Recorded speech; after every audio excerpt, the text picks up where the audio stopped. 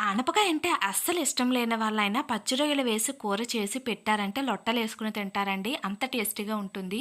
ముందుగా పచ్చి రొయ్యల్లోకి కొంచెం పసుపు, ఉప్పు, కారము, అలాగే ధనియాల పొడి, గరం మసాలా, జీలకర్ర పొడి, కొంచెం నిమ్మరసం వేసి కలిపేసి పక్కనైతే పెట్టుకోండి. ఇప్పుడు ప్యాన్‌లో 2 స్పూన్ల ఆయిల్ అయితే వేసుకొని బిర్యానీ ఆకు, సన్నగా కట్ చేసుకున్న వెల్లుల్లి, పచ్చిమిర్చి, కరివేపాకు వేసి వేగాక ఆనియన్స్ కూడా వేసుకొని వేగించుకోండి.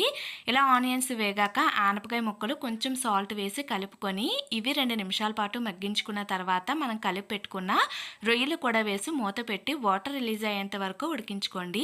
ఇలా వాటర్ రిలీజ్ అయిన తర్వాత టమాటా పేస్టు, తగినన్ని వాటరు, అలాగే కొంచెం కొత్తిమీరను వేసుకొని మూత పెట్టి ఒక 10 నిమిషాల పాటు ఉడికించుకోండి. మీ దగ్గర ఉంటే పచ్చి కొబ్బరి పేస్ట్‌ను కూడా వేసుకోండి. చాలా బావుంటుంది.